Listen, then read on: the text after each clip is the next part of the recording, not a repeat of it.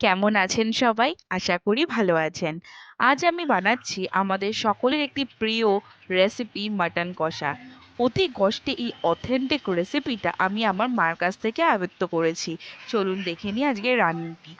আজ আমি নিয়েছি 2 কেজি মাটন, এছাড়াও 500 গ্রামের মতন পেঁয়াজ। পেঁয়াজগুলোকে খুব ভালো করে ঝিরিঝিরি করে কেটে নেব।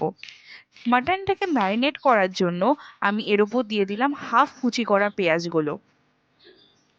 এছাড়াও সর্ষের তেল দিলাম বড় চামচের 7 থেকে 8 চামচ। পরিমাণ মতন নুন, সামান্য স্বাদ মতন চিনি, হলুদের গুঁড়ো, জিরে ধনের গুঁড়ো, আর দিচ্ছে লঙ্কার গুঁড়ো। প্রত্যেকটি মশলাই কিন্তু আমি ছোট চামচে 2 চামচ করে দিয়েছি। মাটনটাকে ভালো করে মেখে আমি 20 থেকে 25 মিনিটের মতন ফ্রিজে রেখে দেবো। আজকে বড় কড়াইতে রান্নাটি করব, সুতরাং কড়াইটি গরম হলে আমি দিয়ে দিলাম সর্ষের তেল। সর্ষের তেল কিন্তু একটু বেশি পরিমাণেই দেবো। কেটে রাখা আলুগুলো আমি ভেজে নিচ্ছি। এক্ষেত্রে আমি 2 কেজি মাংসের জন্য আমি প্রায় 700 থেকে 1 কেজি আলু ব্যবহার করব। যতক্ষণ আলুগুলো ভাজা হচ্ছে আমি ততক্ষণ একটা পেস্ট বানিয়ে নিই। এখানে আমি 1.5খানা পেঁয়াজ নিয়েছি। পেঁয়াজগুলোকে ডাবু করে কেটে নিয়েছি। 2টো বড় সাইজের রসুন আর 50 গ্রামের মতন আদা। আপনারা টমেটো চাইলে ব্যবহার করতে পারেন, আমি এখানে 1খানা টমেটো দিয়েছি। একটা স্মুথ পেস্ট তৈরি হয়ে গেল। ততক্ষণে আলু ভাজাও কমপ্লিট, তুলে রাখছি অন্য একটি পাত্রে। আলু ভেজে তুলে রেখে আর একটু সামান্য তেল অ্যাড করব। তেল অ্যাড করে এর মধ্যে আমি ফোড়ন হিসাবে দিচ্ছি তেজপাতা, শুকনো লঙ্কা আর জিরে। তেজপাতা, শুকনো লঙ্কা, জিরে একটু ভালো করে পুড়ে আসলে একটা গন্ধ বেরায়। সেই গন্ধটা বেরালে আমি দিয়ে দিলাম পেঁয়াজগুলো।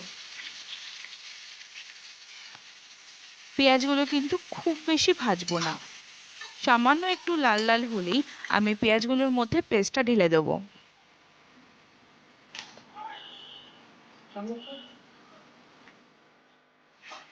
যতক্ষণ না পেঁয়াজ, আদা, রসুনের একটা কাঁচা গন্ধ উবে যাচ্ছে, ততক্ষণ কিন্তু আমি মশলাটা বেশ ভালো করে কষাবো।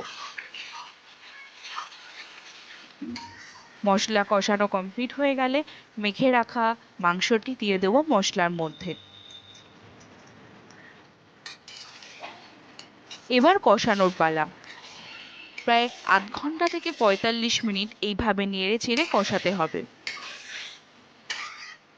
দেখুন, আধ ঘন্টা মাংসটি কষানোর পরে কালারটাও চেঞ্জ হয়ে গেছে আর একটু শুকিয়ে এসেছে। যদি মনে হয় নিচে লেগে যাচ্ছে, তাহলে কিন্তু সামান্য সামান্য জল দিয়ে মাংসটা কষাতে হবে। 45 মিনিট খুব ভালো করে কষানোর পরে আমরা এবার ট্রান্সফার করব সেটাকে প্রেসার কুকারের মধ্যে।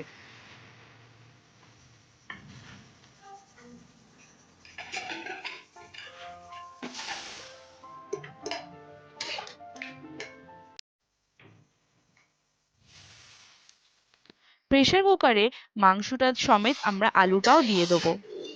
আলু দিয়ে পরিমাণ মতন জল দেবো, যাতে মাংস এবং আলুগুলো জলে ডুবে থাকে।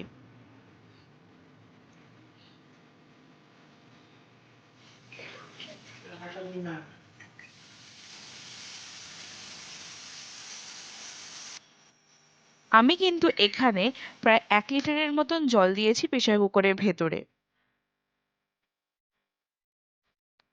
বাড়িতে শিলে বেটে রাখা গরম মশলা, এটাই ব্যবহার করি প্রত্যেকটা রান্নায়। সেই গরম মশলা দিয়ে দিলাম 1 চামচের মতন।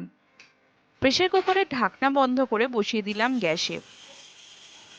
এক্ষেত্রে আমি 8খানা সিটি দিয়েছি, যাতে মাংসটা খুব ভালো করে সেদ্ধ হয়। 5 থেকে 7 মিনিট পর মাংসের সিটিটা ভালো করে বসে গেলে, তবে যখন ঢাকনাটা খুললাম, তখনও ঝোলটা টকবক করেই ফুটছে। কালারটাও খুব সুন্দর এসেছে। কি লোভ লাগছে তো দেখে! তাই আর দেরি না করে ঝটপট বানিয়ে ফেলুন এই মাটন কষার রেসিপিটা। আর যদি খুব ভালো হয় অবশ্যই কমেন্ট বক্সে কমেন্ট করবেন, আমি বসে থাকবো অপেক্ষায়। আজ তাহলে চললাম, আবার দেখা হবে নেক্সট রেসিপিতে। ধন্যবাদ।